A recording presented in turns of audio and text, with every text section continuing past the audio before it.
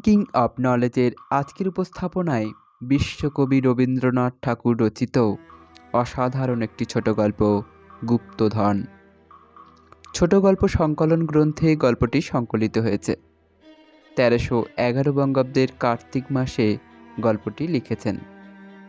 লুকানো সম্পত্তি প্রাপ্তির আশায় মৃত্যুঞ্জয়ের পূর্বপুরুষ থেকে মৃত্যুঞ্জয় স্বয়ং যেভাবে তাদের জীবন অতিবাহিত করেছে তার এক বিচিত্র চিত্র ফুটে উঠেছে গল্পে।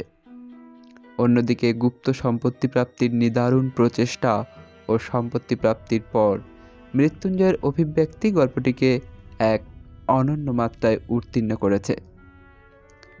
যেমন করে একটি একটি পুষ্প পরস্পর সূতিকার মধ্যে সজ্জিত করে সুন্দর একটি মালা রচনা করা হয়, লেখক তেমনি একটির পর একটি ঘটনা পরস্পর যুক্তি দ্বারা এমনভাবেই সজ্জিত করেছেন যাতে আমাদের হৃদয় স্পর্শ করেই যায়।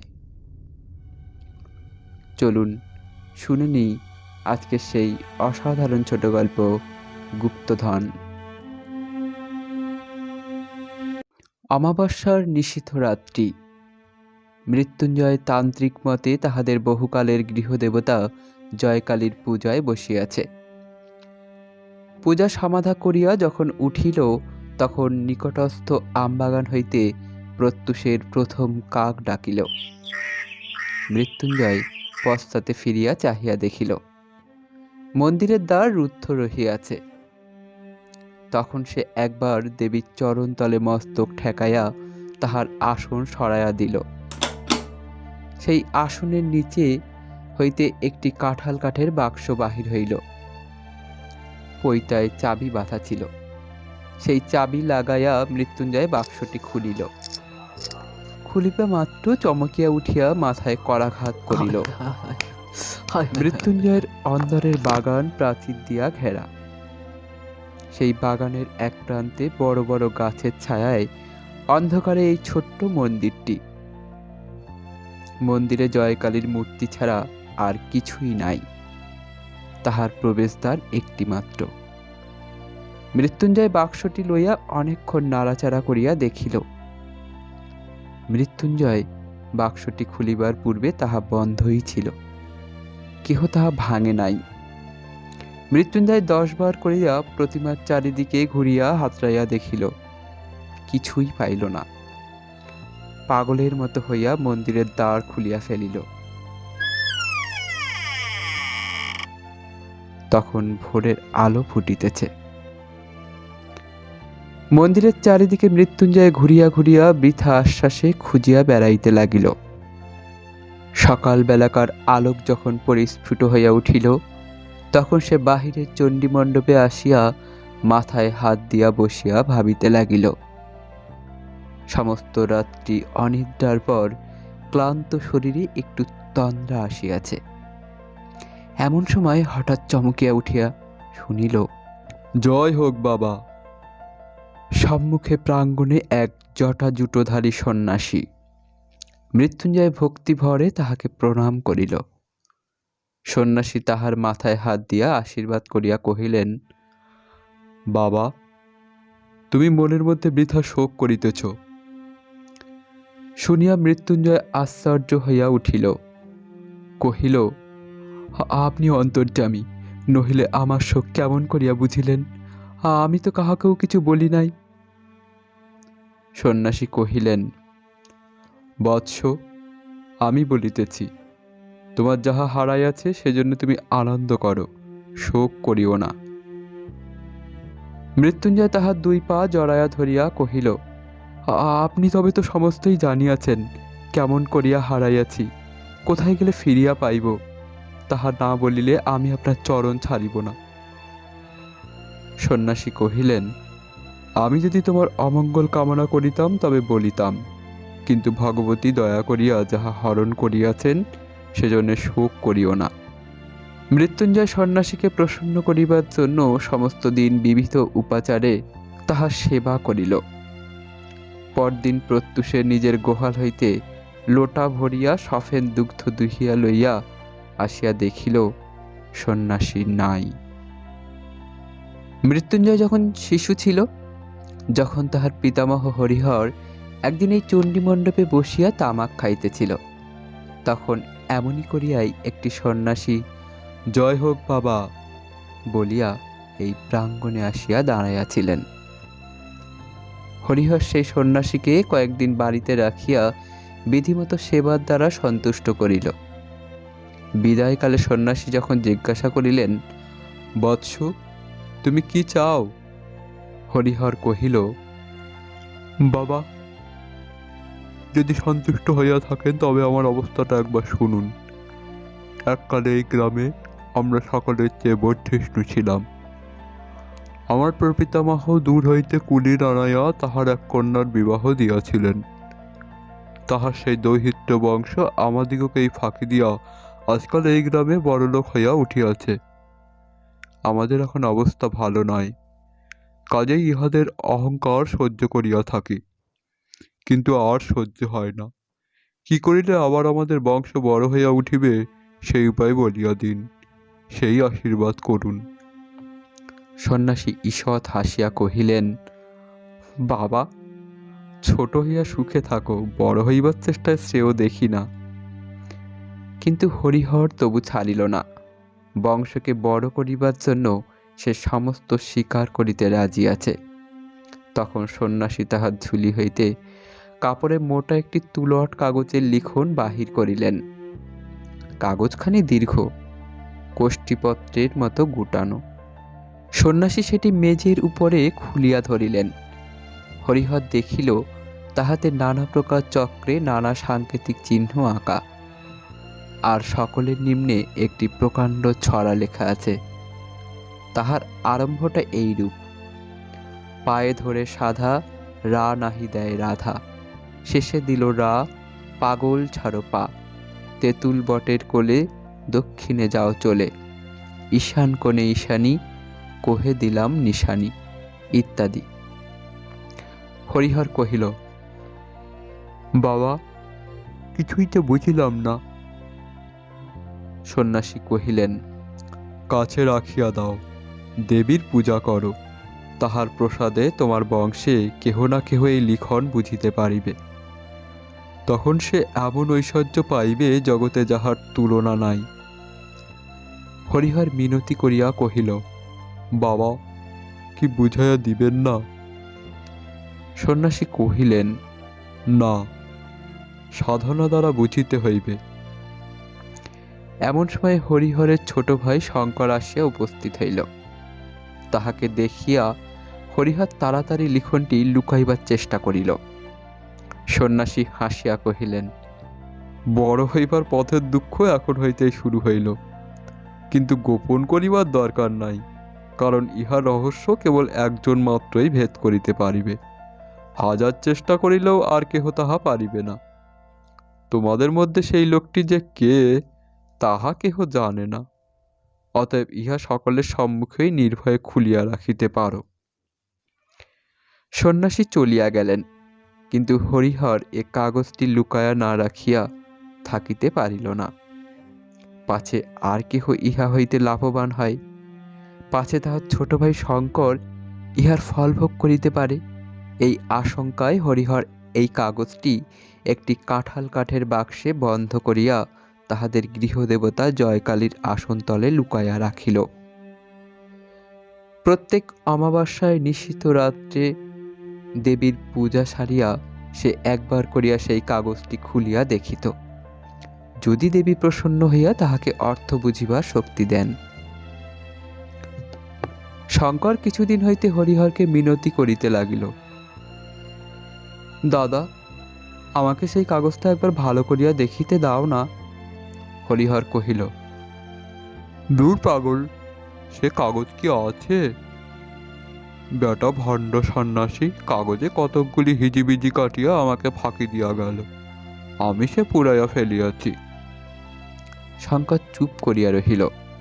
হঠাৎ একদিন শঙ্করকে ঘরে দেখিতে পাওয়া গেল না।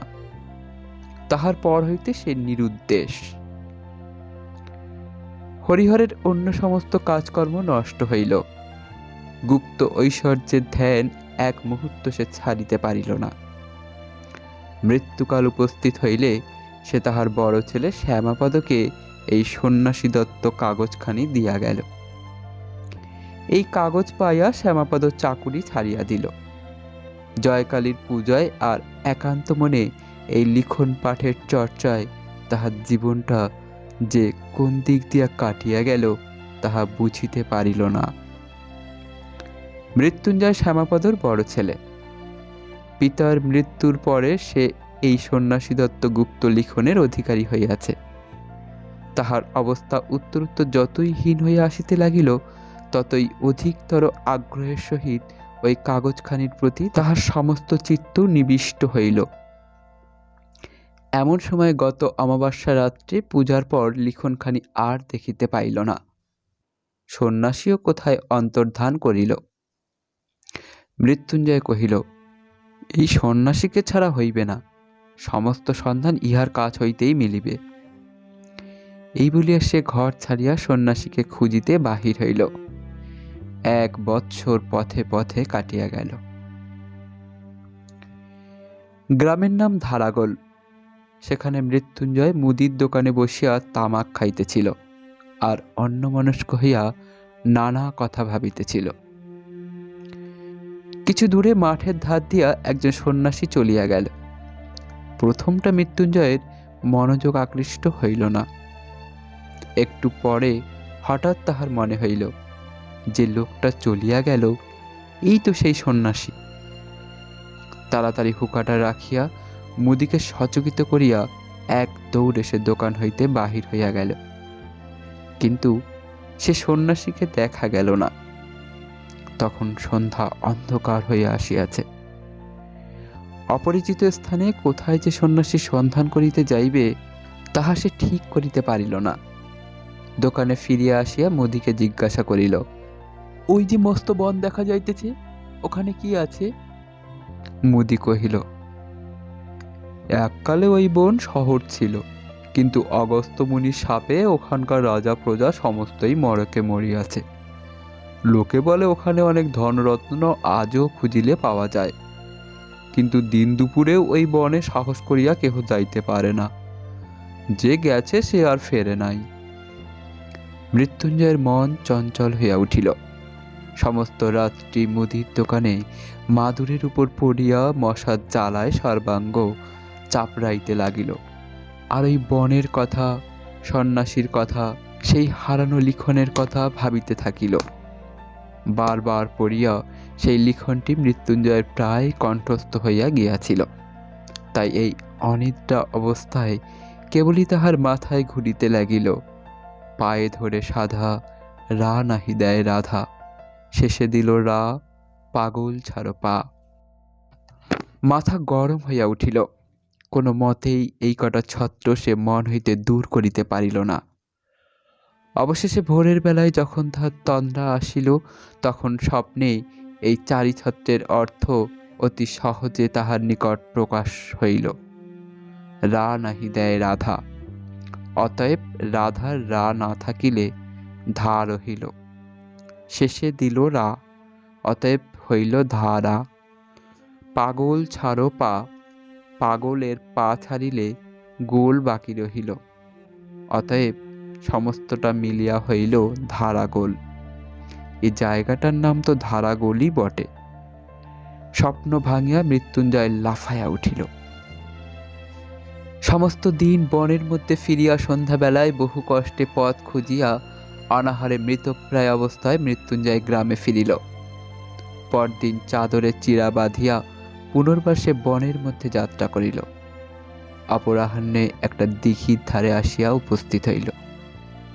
দিঘির মাঝখানটা পরিষ্কার জল, আর পাড়ের গায়ে গায়ে চারিদিকে পদ্ম আর কুমুদের বন। পাথরে বাঁধানো ঘাট ভাঙিয়া চুরিয়া পড়িয়াছে।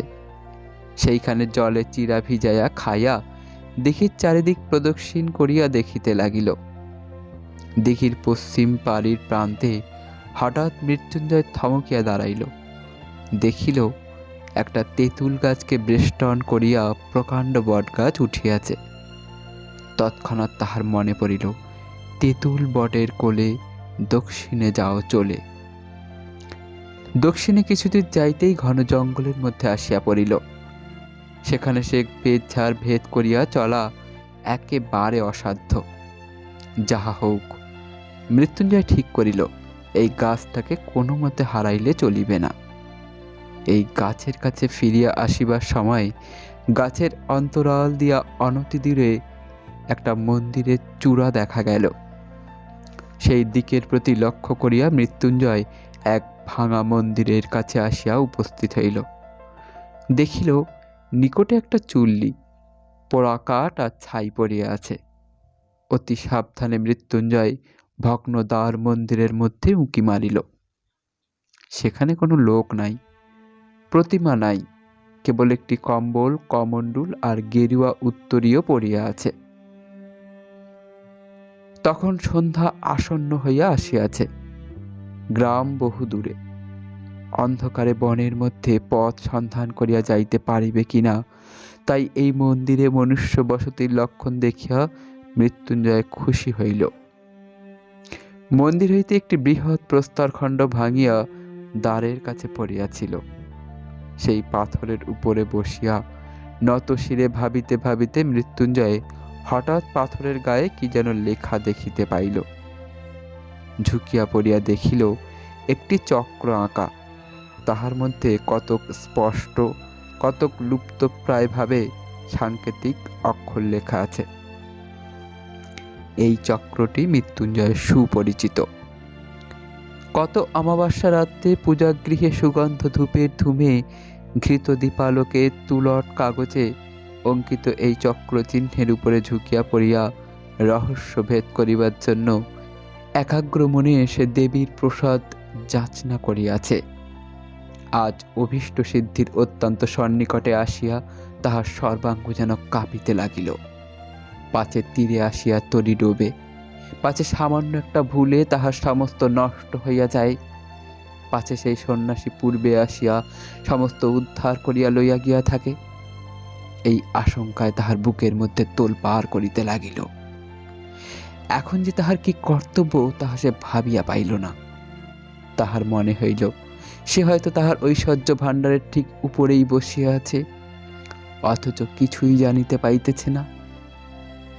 বসিয়া বসিয়া সে কালী নাম জপ করিতে লাগিল। সন্ধ্যার অন্ধকার নিবিড় হইয়া আসিল। ঝিল্লির ধ্বনিতে বনভূমি মুখর হইয়া উঠিল। এমন সময় কিছু দূর ঘন বনের মধ্যে অগ্নির দীপ্তি দেখা গেল। মৃত্যুঞ্জয় তাহার প্রস্তর আসন ছাড়িয়া উঠিয়া পড়িল, আর সেই শিখা লক্ষ্য করিয়া চলিতে লাগিল। বহু কষ্টে কিছু দূর গিয়া একটা অশ্বত্থ গাছের গুড়ির অন্তরাল হইতে স্পষ্ট দেখিতে পাইল তাহার সেই পরিচিত সন্ন্যাসী অগ্নির আলোকে সেই তুলটের লিখন মেলিয়া একটা কাঠি দিয়া ছাইয়ের ওপরে এক মনে অঙ্ক কষিতেছে। মৃত্যুঞ্জয়ের ঘরের সেই পৈতৃক তুলটের লিখন। আরে ভণ্ড চোর! এই জন্যেই সে মৃত্যুঞ্জয়কে শোক করিতে নিষেধ করিয়াছিল বটে। সন্ন্যাসী একবার করিয়া অঙ্ক কষিতেছে, আর একটা মাপকাঠি লইয়া জমি মাপিতেছে। কিয়দ্দূর মাপিয়া হতাশ হইয়া ঘাড় নাড়িয়া পুনর্বার আসিয়া অঙ্ক কষিতে প্রবৃত্ত হইতেছে। এমনই করিয়া রাত্রি যখন অবসান প্রায়, যখন নিশান্তে শীত বায়ুতে বনস্পতির অগ্রশাখার পল্লবগুলি মর্মরিত হইয়া উঠিল, তখন সন্ন্যাসী সেই লিখনপত্র গুটাইয়া লইয়া চলিয়া গেল। মৃত্যুঞ্জয় কি করিবে ভাবিয়া পাইল না। ইহা সে নিশ্চয় বুঝিতে পারিল যে সন্ন্যাসীর সাহায্য ব্যতীত এই লিখনের রহস্য ভেদ করা তাহার সাধ্য হইবে না। লুপ্ত সন্ন্যাসী যে মৃত্যুঞ্জয়কে সাহায্য করিবে না তাহাও নিশ্চিত। অতএব গোপনে সন্ন্যাসীর প্রতি দৃষ্টি রাখা ছাড়া অন্য উপায় নাই। কিন্তু দিনের বেলায় গ্রামে না গেলে তাহার আহার মিলিবে না। অতএব অন্তত কাল সকালে একবার গ্রামে যাওয়া আবশ্যক। ভোরের দিকে অন্ধকার একটু ফিকা হইবা মাত্র সে গাছ হইতে নামিয়া পড়িল। যেখানে সন্ন্যাসী ছাইয়ের মধ্যে আঁক কষিতেছিল সেখানে ভালো করিয়া দেখিল, কিছুই বুঝিল না। চতুর্দিকে ঘুরিয়া দেখিল, অন্য বনখণ্ডের সঙ্গে কোনো প্রভেদ নাই। বনতলের অন্ধকার ক্রমে যখন ক্ষীণ হইয়া আসিল, তখন মৃত্যুঞ্জয় অতি সাবধানে চারিদিক দেখিতে দেখিতে গ্রামের উদ্দেশ্যে চলিল। তাহার ভয় ছিল পাছে সন্ন্যাসী তাহাকে দেখিতে পায়। যে দোকানে মৃত্যুঞ্জয় আশ্রয় গ্রহণ করিয়াছিল, তাহার নিকটে একটি কায়স্থ গৃহিণী ব্রত উদযাপন করিয়া সেদিন ব্রাহ্মণ ভোজন করাইতে প্রবৃত্ত ছিল। সেইখানে আজ মৃত্যুঞ্জয়ের আহার জুটিয়া গেল। কয়দিন আহারের কষ্টের পর আজ তাহার ভোজনটি গুরুতর হইয়া উঠিল। সেই গুরু ভোজনের পর যেমন তামাকটি খায়া দোকানের মাদুরটিতে একবার গড়াইয়া লইবার ইচ্ছা করিল, অমনি গতরাত্রির অনিদ্রাকাতর মৃত্যুঞ্জয় ঘুমে আচ্ছন্ন হইয়া পড়িল। মৃত্যুঞ্জয় স্থির করিয়াছিল, আজ সকাল সকাল আহারাদি করিয়া যথেষ্ট বেলা থাকিতে বাহির হইবে। ঠিক তাহার উল্টা হইল। যখন তাহার নিদ্রা ভঙ্গ হইল, তখন সূর্য অস্ত গিয়াছে। তবু মৃত্যুঞ্জয় দমিল না। অন্ধকার এই বনের মধ্যে সে প্রবেশ করিল। দেখিতে দেখিতে রাত্রি ঘনীভূত হইয়া আসিল। গাছের ছায়ার মধ্যে দৃষ্টি আর চলে না। জঙ্গলের মধ্যে পথ অবরুদ্ধ হইয়া যায়। মৃত্যুঞ্জয় যে কোন দিকে কোথায় যাইতেছে তাহা কিছুই ঠাহর পাইল না। রাত্রি যখন অবসান হইল, তখন দেখিল সমস্ত রাত্রি সে বনের প্রান্তে একই জায়গায় ঘুরিয়া ঘুরিয়া বেড়াইয়াছে। কাকের দল কাকা শব্দে গ্রামের দিকে উড়িল। এই শব্দ মৃত্যুঞ্জয়ের কানে ব্যঙ্গপূর্ণ ধিক্কার বাক্যের মতো শুনাইল। গণনায় বারংবার ভুল, আর সেই ভুল সংশোধন করিতে করিতে অবশেষে সন্ন্যাসী সুরঙ্গের পথ আবিষ্কার করিয়াছেন। সুরঙ্গের মধ্যে মশাল লইয়া তিনি প্রবেশ করিলেন। বাঁধানো ভিত্তির গায়ে শ্যাতলা পড়িয়াছে। মাঝে মাঝে এক এক জায়গায় জল চুইয়া পড়িতেছে। স্থানে স্থানে কতকগুলা ভেক গায়ে গায়ে স্তূপাকার হইয়া নিদ্রা দিতেছে। এই পিছল পথ দিয়া কিছু দূর যাইতেই সন্ন্যাসী দেখিলেন সম্মুখে দেয়াল উঠিয়াছে, পথ অবরুদ্ধ। কিছুই বুঝিতে পারিলেন না। দেয়ালের সর্বত্র লৌহ দণ্ড দিয়া সবলে আঘাত করিয়া দেখিলেন, কোথাও ফাঁকা আওয়াজ দিতেছে না, কোথাও রন্ধ্র নাই। এই পথটা যে এইখানে শেষ তাহা নিঃসন্দেহ। আবার সেই কাগজ খুলিয়া মাথায় হাত দিয়া বসিয়া ভাবিতে লাগিলেন। সে রাতটি এমনই করিয়া কাটিয়া গেল। পরদিন পুনর্বার গণনা সারিয়া সুরঙ্গে প্রবেশ করিলেন। সেদিন গুপ্ত সংকেত অনুসরণপূর্বক একটি বিশেষ স্থান হইতে পাথর খসাইয়া এক শাখাপত্র আবিষ্কার করিলেন। সেই পথে চলিতে চলিতে আবার এক জায়গায় পথ অবরুদ্ধ হইয়া গেল। অবশেষে পঞ্চম রাত্রে সুরঙ্গের মধ্যে প্রবেশ করিয়া সন্ন্যাসী বলিয়া উঠিলেন, আজ আমি পথ পাইয়াছি, আজ আর আমার কোনো মতেই ভুল হইবে না। পথ অত্যন্ত জটিল, তাহার শাখা প্রশাখার অন্ত নাই। কোথাও এত সংকীর্ণ যে গুড়ি মারিয়া যাইতে হয়। বহু যত্নে মশাল ধরিয়া চলিতে চলিতে সন্ন্যাসী একটা গোলাকার ঘরের মতো জায়গায় আসিয়া পৌঁছিলেন। সেই ঘরের মাঝখানে একটা বৃহৎ ইদারা। মশালের আলোকে সন্ন্যাসী তাহার তল দেখিতে পাইলেন না। ঘরের ছাদ হইতে একটা মোটা প্রকাণ্ড লৌহ শৃঙ্খল ইদারার মধ্যে নামিয়া গেছে। সন্ন্যাসী প্রাণপণ বলে ঠেলিয়া এই শৃঙ্খলটাকে অল্প একটুখানি নাড়াইবা মাত্র ঠং করিয়া একটা শব্দ ইদারার গহর হইতে উত্থিত হইয়া ঘরময় প্রতিধ্বনিত হইতে লাগিল। সন্ন্যাসী উচ্চস্বরে বলিয়া উঠিলেন, পাইয়াছি। যেমন বলা অমনি সেই ঘরের ভাঙা ভিত্তি হইতে একটা পাথর গড়াইয়া পড়িল, আর সেই সঙ্গে আর একটা কি সচেতন পদার্থ ধপ করিয়া পড়িয়া চিৎকার করিয়া উঠিল, আহ! সন্ন্যাসী এই অকস্মাৎ শব্দে চমকিয়া উঠিতেই তাহার হাত হইতে মশাল পড়িয়া নিবিয়া গেল। সন্ন্যাসী জিজ্ঞাসা করিলেন, তুমি কে? কোনো উত্তর পাইলেন না। তখন অন্ধকারে হাত চাইতে গিয়া তাহার হাতে একটি মানুষের দেহ ঠেকিল। তাহাকে নাড়া দিয়া জিজ্ঞাসা করিলেন, কে তুমি? কোনো উত্তর পাইলেন না। লোকটা অচেতন হইয়া গেছে। তখন চকমকি ঠুকিয়া ঠুকিয়া সন্ন্যাসী অনেক কষ্টে মশাল ধরাইলেন। ইতিমধ্যে সেই লোকটাও সংজ্ঞাপ্রাপ্ত হইল, আর উঠিবার চেষ্টা করিয়া বেদনায় আর্তনাদ করিয়া উঠিল। ও! সন্ন্যাসী কহিলেন, এ কি মৃত্যুঞ্জয় যে? তোমার এ মতি হইল কেন? মৃত্যুঞ্জয় কহিল, বাবা মাপ করো, ভগবান আমাকে শাস্তি দিয়াছেন। তোমাকে পাথর ছুঁড়িয়া মারিতে গিয়া সামলাইতে পারি নাই। পিছলে পাথর শুদ্ধ আমি পড়িয়া গেছি, পাটা নিশ্চয় ভাঙিয়া গেছে। ও! সন্ন্যাসী কহিলেন, আমাকে মারিয়া তোমার কি লাভ হইত?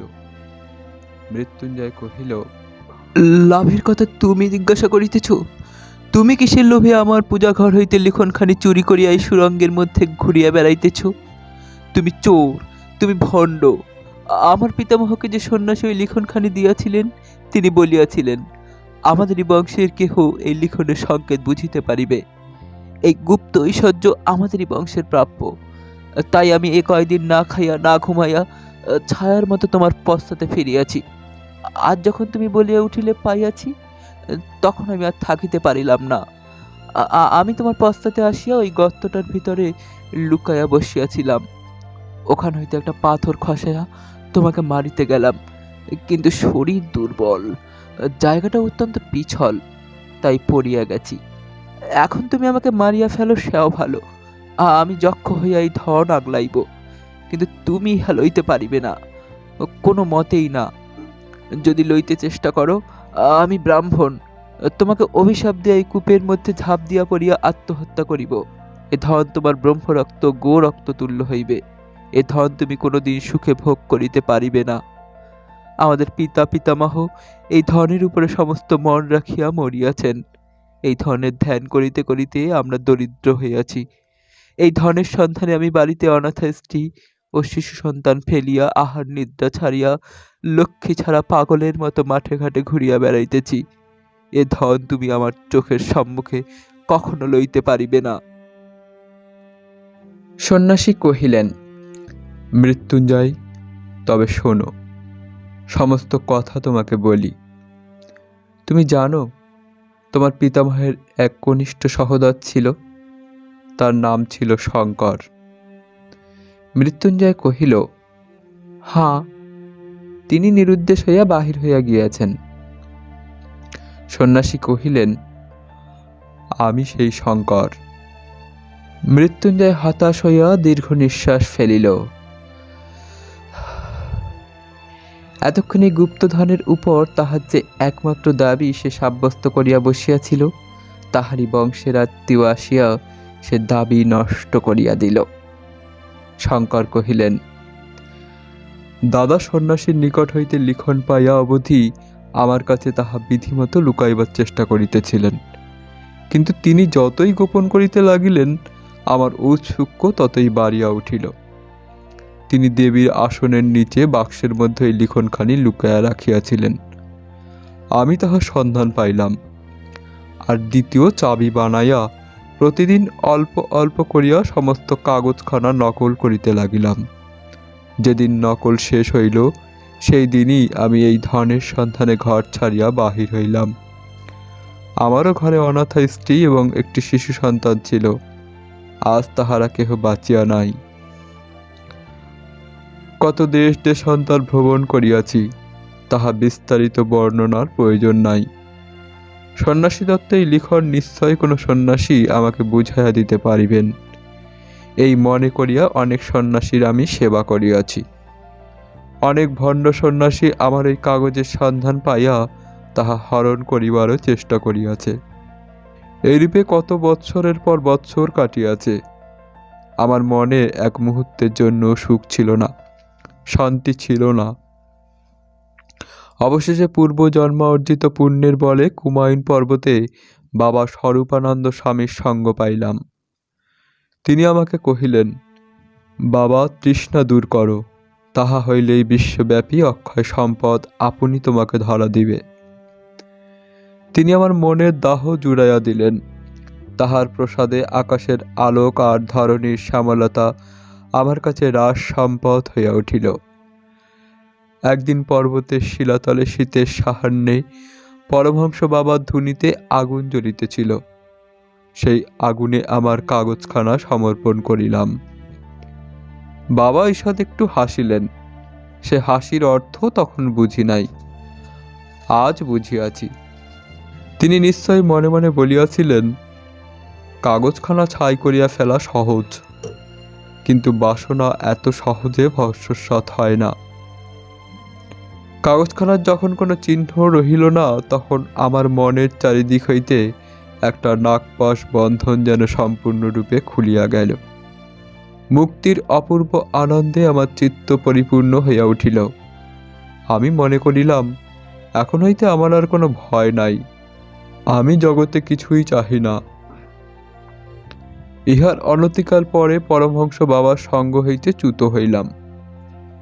তাহাকে অনেক খুঁজিলাম, কোথাও তাহার দেখা পাইলাম না। আমি তখন সন্ন্যাসী হইয়া নিরাসক্ত চিত্তে ঘুরিয়া বেড়াইতে লাগিলাম। অনেক বৎসর কাটিয়া গেল। সেই লিখনের কথা প্রায় ভুলিয়াই গেলাম। এমন সময় একদিন এই ধারাগোলের বনের মধ্যে প্রবেশ করিয়া একটি ভাঙা মন্দিরের মধ্যে আশ্রয় লইলাম। দুই একদিন থাকিতে থাকিতে দেখিলাম, মন্দিরের ভিতে স্থানে স্থানে নানা প্রকার চিহ্ন আঁকা আছে। এই চিহ্নগুলি আমার পূর্ব পরিচিত। এককালে বহুদিন যাহার সন্ধানে ফিরিয়াছিলাম, তাহার যে নাগাল পাওয়া যাইতেছে, তাহাতে আমার সন্দেহ রহিল না। আমি কহিলাম, এখানে আর থাকা হইবে না, এ বন ছাড়িয়া চলিলাম। কিন্তু ছাড়িয়া যাওয়া ঘটিল না। মনে হইল, দেখাই যাক না কি আছে। কৌতূহল একেবারে নিবৃত্ত করিয়া যাওয়াই ভালো। চিহ্নগুলো লইয়া অনেক আলোচনা করিলাম, কোনো ফল হইল না। বারবার মনে হইতে লাগিল, কেন সে কাগজখানা পুড়াইয়া ফেলিলাম, সেখানে রাখিলেই বা ক্ষতি কি ছিল। তখন আবার আমার সেই জন্মগ্রামে গেলাম। আমাদের পৈতৃক ভিটার নিতান্ত দুরবস্থা দেখিয়া মনে করিলাম, আমি সন্ন্যাসী, আমার ধনরত্নে কোনো প্রয়োজন নাই। কিন্তু এই গরিবরা তো গৃহী, সেই গুপ্ত সম্পদ ইহাদের জন্য উদ্ধার করিয়া দিলে তাহাতে দোষ নাই। সেই লিখন কোথায় আছে জানিতাম, তাহা সংগ্রহ করা আমার পক্ষে কিছুমাত্র কঠিন হইল না। তাহার পরে একটি বৎসর ধরিয়া এই কাগজখানা লইয়া এ নির্জন বনের মধ্যে গণনা করিয়াছি আর সন্ধান করিয়াছি। মনে আর কোনো চিন্তা ছিল না।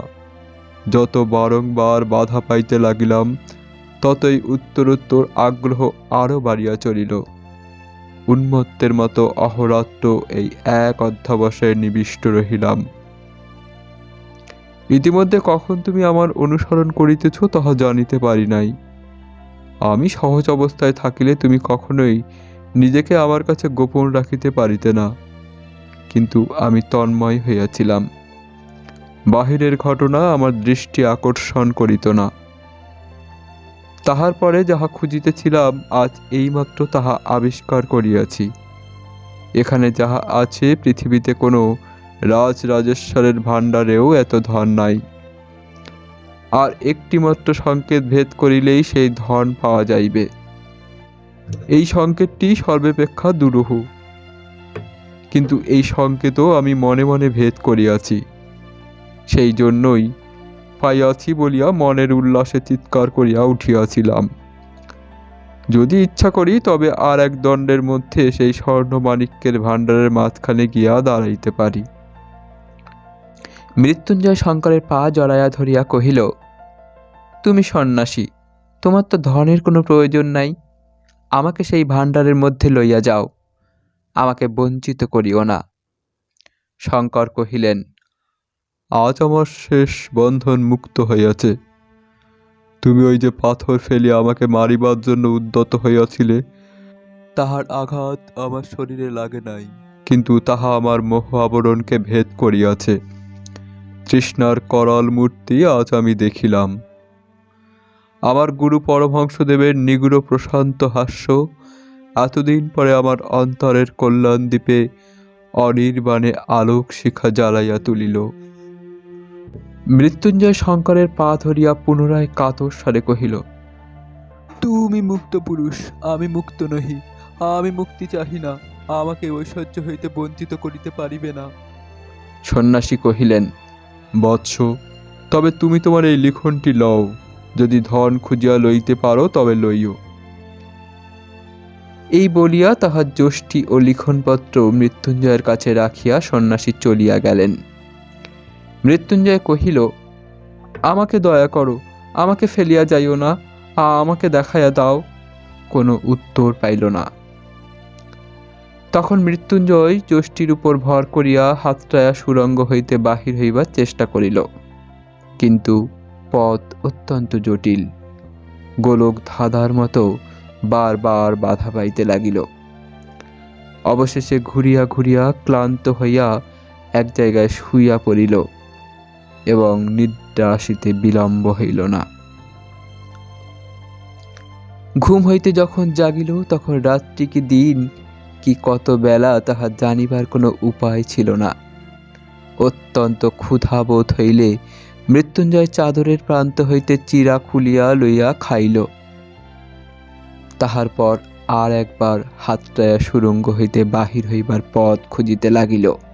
নানা স্থানে বাধা পাইয়া বসিয়া পড়িল। তখন চিৎকার করিয়া ডাকিল, ও গো সন্ন্যাসী, তুমি কোথায়? তাহার সেই ডাক সুরঙ্গের সমস্ত শাখা প্রশাখা হইতে বারংবার প্রতিধ্বনিত হইতে লাগিল। ও গো সন্ন্যাসী, তুমি কোথায়? ও গো সন্ন্যাসী, তুমি কোথায়? ও গো সন্ন্যাসী, তুমি কোথায়? ও গো সন্ন্যাসী, তুমি কোথায়? অনতি দূর হইতে উত্তর আসিল, আমি তোমার নিকটেই আছি, কি চাও বলো। মৃত্যুঞ্জয় কাতর স্বরে কহিল, কোথায় ধন আছে আমাকে দয়া করিয়া দেখাইয়া দাও। তখন আর কোনো সাড়া পাওয়া গেল না। মৃত্যুঞ্জয় বারংবার ডাকিল, কোনো সাড়া পাইল না। সন্ন্যাসী, সন্ন্যাসী। দণ্ড প্রহরের দ্বারা অবিভক্ত এই ভূতলগত চিররাত্রি মধ্যে মৃত্যুঞ্জয় আর একবার ঘুমাইয়া লইল। ঘুম হইতে আবার সেই অন্ধকারের মধ্যে জাগিয়া উঠিল, চিৎকার করিয়া ডাকিল, ওগো, আছো কি? নিকট হইতেই উত্তর পাইল, এইখানেই আছি, কি চাও। মৃত্যুঞ্জয় কহিল, আমি আর কিছু চাই না, আমাকে এই সুরঙ্গ হইতে উদ্ধার করিয়া লইয়া যাও। সন্ন্যাসী জিজ্ঞাসা করিলেন, তুমি ধন চাও না? মৃত্যুঞ্জয় কহিল, না, চাহি না। তখন চকমকি ঠোকার শব্দ উঠিল এবং কিছুক্ষণ পরে আলো জ্বলিল। সন্ন্যাসী কহিলেন, তবে এসো মৃত্যুঞ্জয়, এই সুরঙ্গ হইতে বাহিরে যাই। মৃত্যুঞ্জয় কাতর স্বরে কহিল, বাবা, নিতান্তই কি সমস্ত ব্যর্থ হইবে? এত কষ্টের পরও ধন কি পাইব না? তৎক্ষণাৎ মশাল নিবিয়া গেল। মৃত্যুঞ্জয় কহিল, কি নিষ্ঠুর। বলিয়া সেইখানে বসিয়া পড়িয়া ভাবিতে লাগিল। সময়ের কোনো পরিমাপ নাই, অন্ধকারের কোনো অন্ত নাই। মৃত্যুঞ্জয়ের ইচ্ছা করিতে লাগিল তাহার সমস্ত শরীর মনের বলে এই অন্ধকারটাকে ভাঙিয়া চূর্ণ করিয়া ফেলে। আলোক, আকাশ আর বিশ্ব ছবির বৈচিত্র্যের জন্য তাহার প্রাণ ব্যাকুল হইয়া উঠিল। কহিল, ও গো সন্ন্যাসী, ও গো নিষ্ঠুর সন্ন্যাসী, আমি ধন চাই না, আমাকে উদ্ধার করো। সন্ন্যাসী কহিলেন, ধন চাও না? তবে আমার হাত ধরো, আমার সঙ্গে চলো। এবারে আর আলো জ্বলিল না। এক হাতে যষ্টি ও এক হাতে সন্ন্যাসীর উত্তরীয় ধরিয়া মৃত্যুঞ্জয় ধীরে ধীরে চলিতে লাগিল। বহুক্ষণ ধরিয়া অনেক আঁকাবাঁকা পথ দিয়া অনেক ঘুরিয়া ফিরিয়া এক জায়গায় আসিয়া সন্ন্যাসী কহিলেন, দাঁড়াও। মৃত্যুঞ্জয় দাঁড়াইল। তাহার পরে একটা মরিচা পড়া লোহার দ্বার খোলার উৎকট শব্দ শোনা গেল।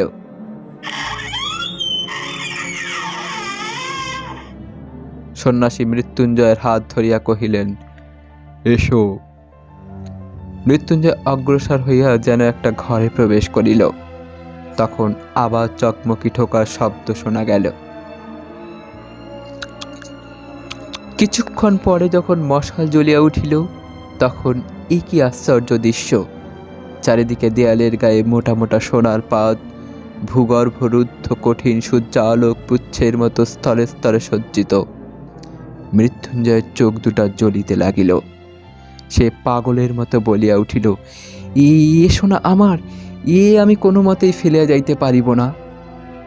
সন্ন্যাসী কহিলেন, আচ্ছা, ফেলিয়া যাইও না। এই মশাল রহিল, আর এই ছাতু চিরা আর বড় এক ঘটি জল রাখিয়া গেলাম। দেখিতে দেখিতে সন্ন্যাসী বাহির হইয়া আসিলেন, আর এই স্বর্ণ ভাণ্ডারের লৌহদ্বারে কপাট পড়িল। মৃত্যুঞ্জয় বার বার করিয়া এই স্বর্ণপুঞ্জ স্পর্শ করিয়া ঘরমায় ঘুরিয়া ঘুরিয়া বেড়াইতে লাগিল। ছোট ছোট স্বর্ণখণ্ড টানিয়া মেজের উপরে ফেলিতে লাগিল, কোলের উপর তুলিতে লাগিল, একটার উপরে আর একটা আঘাত করিয়া শব্দ করিতে লাগিল, সর্বাঙ্গের উপর বুলাইয়া তাহার স্পর্শ লইতে লাগিল। অবশেষে শ্রান্ত হইয়া সোনার পাত বিছায়া তাহার উপর শয়ন করিয়া ঘুমাইয়া পড়িল। জাগিয়া উঠিয়া দেখিল চারিদিকে সোনা ঝকঝক করিতেছে, সোনা ছাড়া আর কিছুই নাই। মৃত্যুঞ্জয় ভাবিতে লাগিল, পৃথিবীর উপরে হয়তো এতক্ষণে প্রভাত হইয়াছে, সমস্ত জীবজন্তু আনন্দে জাগিয়া উঠিয়াছে। তাহাদের বাড়িতে পুকুরের ধারের বাগান হইতে প্রভাতে যে একটি স্নিগ্ধ গন্ধ উঠিত, তাহাই কল্পনায় তাহার নাসিকায় যেন প্রবেশ করিতে লাগিল। সে যেন স্পষ্ট চোখে দেখিতে পাইল, পাতিহাঁসগুলি দুলিতে দুলিতে কলেবর করিতে করিতে সকাল বেলায় পুকুরের জলের মধ্যে আসিয়া পড়িতেছে। আর বাড়ির ঝি বামা কোমরে কাপড় জড়াইয়া ঊর্ধ্বে উত্থিত দক্ষিণ হস্তের উপর একরাশি পিতল কাঁসার থালা বাটি লইয়া ঘাটে আনিয়া উপস্থিত করিতেছে। মৃত্যুঞ্জয় দ্বারে আঘাত করিয়া ডাকিতে লাগিল, ওগো সন্ন্যাসী ঠাকুর, আছো কি? দ্বার খুলিয়া গেল। সন্ন্যাসী কহিলেন, কি চাও? মৃত্যুঞ্জয় কহিল, আমি বাহিরে যাইতে চাই, কিন্তু সঙ্গে সোনার দুটো একটা পাতো কি লইয়া যাইতে পারিব না? সন্ন্যাসী তাহার কোনো উত্তর না দিয়া নূতন মশাল জ্বালাইলেন, পূর্ণ কমণ্ডুল একটি রাখিলেন, আর উত্তরীয় হইতে কয়েক মুষ্টি চিরা মেঝের উপর রাখিয়া বাহির হইয়া গেলেন। দ্বার বন্ধ হইয়া গেল। মৃত্যুঞ্জয় পাতলা একটা সোনার পাত লইয়া তাহা দোমড়াইয়া খণ্ড খণ্ড করিয়া ভাঙিয়া ফেলিল। সেই খণ্ড সোনাগুলাকে লইয়া ঘরের চারিদিকে লৌহখণ্ডের মতো ছড়াইতে লাগিল। কখনো বা দাঁত দিয়া দংশন করিয়া সোনার পাতের উপর দাগ করিয়া দিল, কখনো বা একটা সোনার পাত মাটিতে ফেলিয়া তাহার উপরে বারংবার পদাঘাত করিতে লাগিল।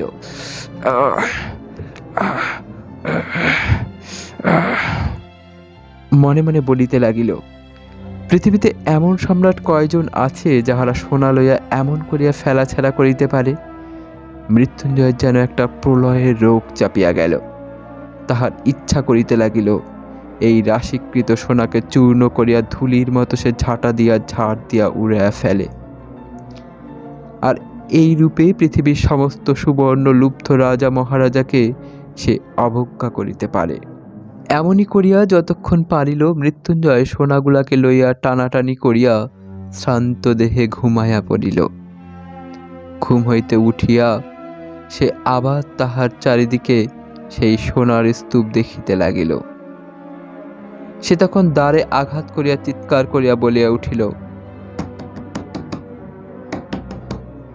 ওগো সন্ন্যাসী, আমি এ সোনা চাই না, সোনা চাই না।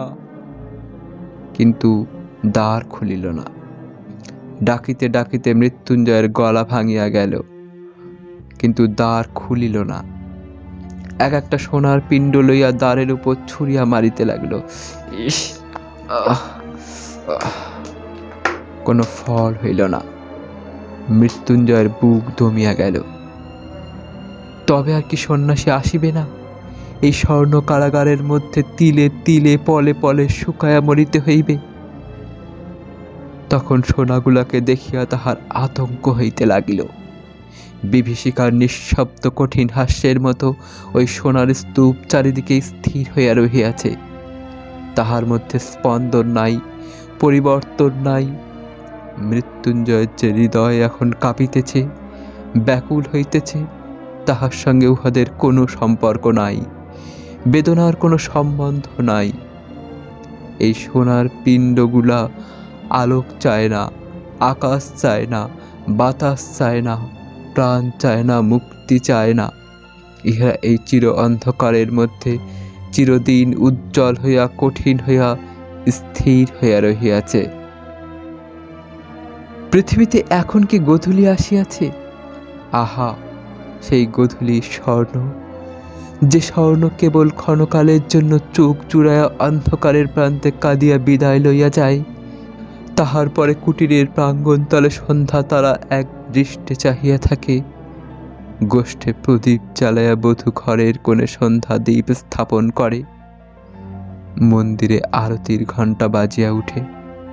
গ্রামের ঘরের অতি ক্ষুদ্রতম তুচ্ছতম ব্যাপার আজ মৃত্যুঞ্জয়ের কল্পনা দৃষ্টির কাছে উজ্জ্বল হইয়া উঠিল। তাহাদের সেই যে ভোলা কুকুরটা লেজে মাথায় এক হইয়া উঠানের প্রান্তে সন্ধ্যার পর ঘুমাইতে থাকিত, সে কল্পনাও তাহাকে যেন ব্যথিত করিতে লাগিল।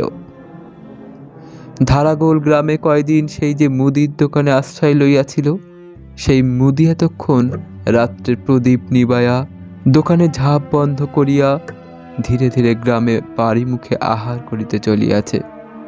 এই কথা স্মরণ করিয়া তাহার মনে হইতে লাগিল, মুদি কি সুখেই আছে। আজ কি বার কে জানে? যদি রবিবার হয় তবে এতক্ষণে হাটের লোক যে যার আপন আপন বাড়ি ফিরিতেছে। সঙ্গচ্যুত সাথীকে উচ্চস্বরে ডাক পাড়িতেছে। দল বাঁধিয়া খেয়া নৌকায় পার হইতেছে। মেঠো রাস্তা ধরিয়া শস্যক্ষেত্রের আল বাহিয়া পল্লীর শুষ্ক বংশপত্র খচিত অঙ্গন পার্শ্ব দিয়া চাষি লোক হাতে দুটো একটা মাছ ঝুলাইয়া মাথায় একটা চুপড়ি লইয়া অন্ধকারে আকাশ ভরা তারার ক্ষীণ আলোকে গ্রামে গ্রামান্তরে চলিয়াছে। ধরণীর উপরিতলে এই বিচিত্র বৃহৎ চিরচঞ্চল জীবযাত্রার মধ্যে তুচ্ছতম দীনতম হইয়া নিজের জীবন মিশাইবার জন্য শতস্তর মৃত্তিকা ভেদ করিয়া তাহার কাছে লোকালয়ের আহ্বান আসিয়া পৌঁছিতে লাগিল। সেই জীবন, সেই আকাশ, সেই আলোক পৃথিবীর সমস্ত মণিমাণিক্যের চেয়ে তাহার কাছে দুর্মূল্য বোধ হইতে লাগিল। তাহার মনে হইতে লাগিল, কেবল ক্ষণকালের জন্য একবার যদি আমার সেই শ্যামা জননী ধরিত্রীর ধূলি ক্রোড়ে সেই উন্মুক্ত আলোকিত নীলাম্বরের তলে সেই তৃণপত্রের গন্ধবাসিত বাতাস বুক ভরিয়া একটিমাত্র শেষ নিঃশ্বাসে গ্রহণ করিয়া মরিতে পারি, তাহা হইলেও জীবন সার্থক হয়। এমন সময় দ্বার খুলিয়া গেল। সন্ন্যাসী ঘরে প্রবেশ করিয়া কহিলেন, মৃত্যুঞ্জয়, কি চাও? সে বলিয়া উঠিল, আমি আর কিছুই চাই না। আমি এই সুরঙ্গ হইতে, অন্ধকার হইতে, গোলক ধাঁধা হইতে, এই সোনার গারদ হইতে বাহির হইতে চাই। আমি আলোক চাই, আকাশ চাই, মুক্তি চাই। সন্ন্যাসী কহিলেন, এই সোনার ভাণ্ডারের চেয়ে মূল্যবান রত্ন ভাণ্ডার এখানে আছে, একবার যাইবে না? মৃত্যুঞ্জয় কহিল, না, যাইব না। সন্ন্যাসী কহিলেন, একবার দেখিয়া আসিবার কৌতূহল নাই? মৃত্যুঞ্জয় কহিল, না, আমি দেখিতেও চাই না। আমাকে যদি কৌপিন পরিয়া ভিক্ষা করিয়া বেড়াইতে হয়, তবু আমি এখানে এক মুহূর্ত কাটাতে ইচ্ছা করি না। সন্ন্যাসী কহিলেন, আচ্ছা, তবে এসো। মৃত্যুঞ্জয়ের হাত ধরিয়া সন্ন্যাসী তাহাকে সেই গভীর কূপের সম্মুখে লইয়া গেলেন। তাহার হাতে সেই লিখনপত্র দিয়া কহিলেন, এখানি লইয়া তুমি কি করিবে? মৃত্যুঞ্জয় সে পত্রখানি টুকরা টুকরা করিয়া ছিঁড়িয়া কূপের মধ্যে নিক্ষেপ করিল। এতক্ষণ শুনছিলেন বিশ্বকবি রবীন্দ্রনাথ ঠাকুর রচিত অসাধারণ একটি ছোট গল্প গুপ্তধন। গল্পটি মনোগ্রাহী হলে চ্যানেলটি সাবস্ক্রাইব করতে ভুলবেন না। ধন্যবাদ।